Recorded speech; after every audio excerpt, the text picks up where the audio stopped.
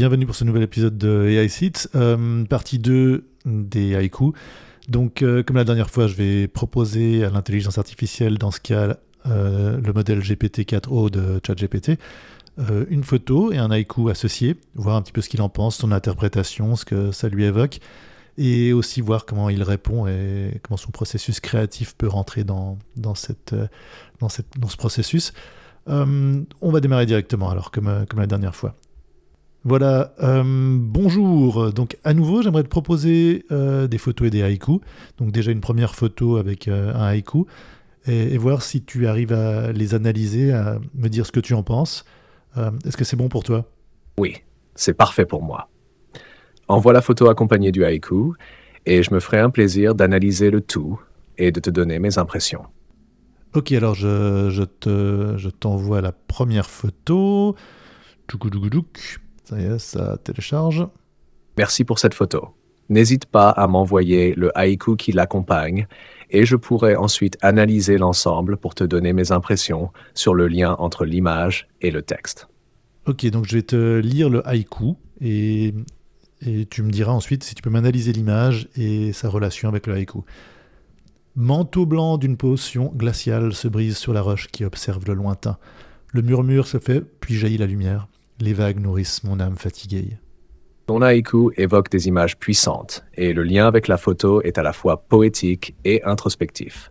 Voici mon analyse de cet ensemble. La photo capture une scène froide et brute où les roches sont enveloppées d'une couche glaciale. Le contraste entre le gel blanc et les surfaces sombres des roches évoque une lutte silencieuse entre la mer et le froid, une scène de calme après la tempête. L'horizon flou et lointain, avec une lumière douce qui filtre, apporte une dimension d'infini et de contemplation, comme si le paysage lui-même observait le lointain. Premier vers. Manteau blanc d'une potion glaciale décrit parfaitement le givre ou la glace qui enveloppe les roches. L'image de la potion glaciale donne un caractère presque alchimique à cette scène naturelle, comme une transformation du paysage. Ce brise sur la roche qui observe le lointain donne une idée de résistance et de stabilité. La roche, témoin silencieux, garde une position figée face aux éléments et au temps qui passe. Troisième vers. Le murmure se tait puis jaillit la lumière. Il y a ici un jeu subtil entre le silence et l'apparition soudaine de lumière. Ce contraste est visuellement perceptible dans les zones de lumière douce qui percent à travers le paysage. Quatrième vers. Les vagues nourrissent mon âme fatiguée, ajoute une dimension introspective et humaine. Il y a un échange entre la nature et l'observateur. Les vagues, même glaciales, semblent apporter un réconfort à l'âme fatiguée. Résonance entre le haïku et la photo. Symbolique de la résistance, les roches sont les gardiennes immobiles face au gel. Elles incarnent l'endurance et la résilience. Jeu de lumière.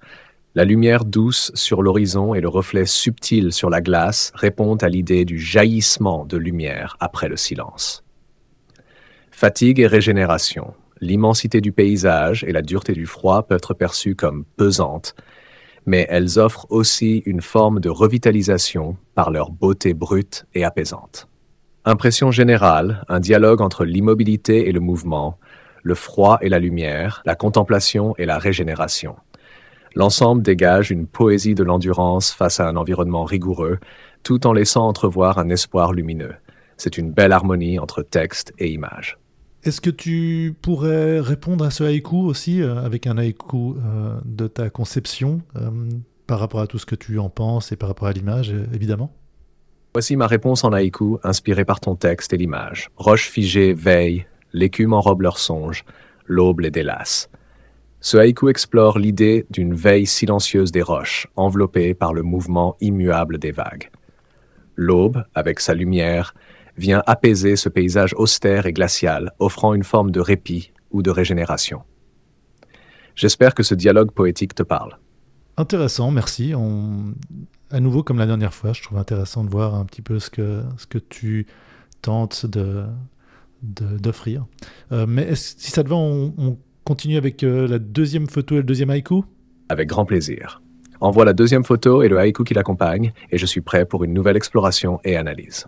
Ok, donc laisse-moi t'envoyer la photo. Voilà, ça télécharge. Merci pour cette deuxième photo. J'attends le haïku qui l'accompagne pour entamer l'analyse. D'accord, voilà, je te lis le haïku. Viens à moi, embarcation fragile, je chaufferai ton cœur de mes feux. Laisse-toi guider loin de la torpeur, brise souffle sur un horizon lointain. Ton haïku et cette photo de crépuscule sur la mer forment un magnifique ensemble poétique. Voici mon analyse de cette nouvelle proposition. Analyse visuelle. Lumière crépusculaire. Le soleil couchant projette une lumière dorée discrète à l'horizon, teintant les nuages d'une douceur mélancolique.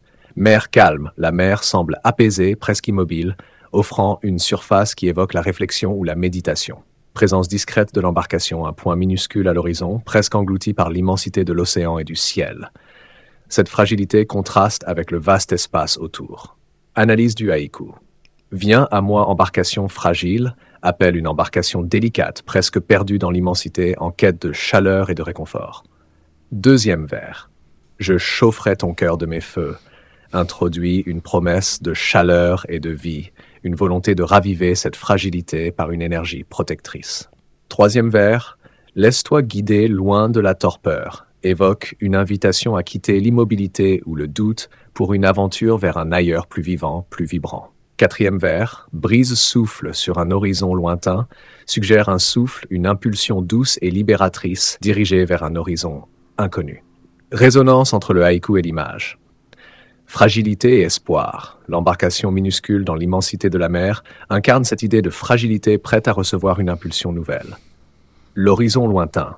La ligne lumineuse sur l'eau répond parfaitement à l'appel de l'horizon décrit dans le haïku. C'est une ouverture vers un futur prometteur. Le contraste entre le froid perçu dans les tons bleutés de la photo et la promesse de chaleur du haïku enrichit l'interprétation, comme un équilibre entre attente et renouveau. Haïku en réponse, voile frémissante, l'aube tisse des chemins. L'horizon s'ouvre. Ce haïku répond au tien en évoquant le départ de cette embarcation fragile portée par un souffle nouveau vers une lumière qui invite au voyage et à l'espoir. Qu'en penses-tu? Pas mal, intéressant. Merci en tout cas pour la réponse. Est-ce que tu arriverais peut-être à nous faire un haïku qui combine les deux photos et les deux haïkus, enfin une réponse aux quatre? Voici une tentative pour créer un haïku qui réponde aux deux images et aux deux haïkus en cherchant une continuité entre l'immobilité glaciale des roches et l'horizon ouvert de l'embarcation. Haïku combiné. Roche et voile frissonnent, le givre cède au courant, l'aube guide l'âme. Explication. Roche et voile frissonnent. Cette image évoque à la fois les roches gelées de la première photo et l'embarcation fragile de la seconde. La fragilité face aux éléments est un lien commun. Le givre cède au courant. La glace qui se brise sur les roches trouve un écho dans le mouvement de l'eau et du vent qui pousse l'embarcation. Le passage de l'immobilité au mouvement, du froid à la fluidité. L'aube guide l'âme.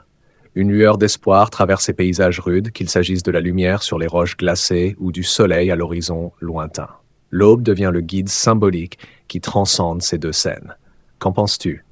J'espère que cette réponse t'offre un fil conducteur entre ces univers visuels et poétiques. Ok, merci. Comme la dernière fois, je trouve toujours assez intéressant de voir. J'ai des fois l'impression qu'il y a des grosses variations dans le style de tes réponses.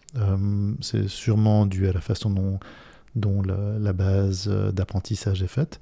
Mais en fait, qu'est-ce que tu en penses? Merci pour ton retour. C'est intéressant que tu observes des variations de style dans mes réponses. Il est vrai que mon approche s'ajuste en fonction de plusieurs paramètres, notamment 1. La diversité de mon entraînement. J'ai été entraîné sur un large éventail de textes et de styles poétiques, ce qui me donne une flexibilité, mais parfois une variation notable dans le ton ou l'interprétation. 2. L'interprétation du contexte. Mes réponses dépendent des indices que je perçois dans tes photos et haïkus. Le passage entre des images glaciales et des horizons ouverts m'incite à explorer des registres variés, parfois plus contemplatifs, parfois plus dynamiques ou symboliques. 3. Un ajustement continu. Chaque échange m'offre des indications sur la sensibilité recherchée. Je m'efforce de trouver le bon équilibre entre fidélité à ton intention initiale et interprétation originale, mais cela peut créer des variations. Mon point de vue, je trouve cette diversité enrichissante, même si elle peut parfois sembler fluctuante. Dans une démarche créative comme celle que tu proposes, ces variations peuvent être des opportunités pour explorer différents chemins d'interprétation.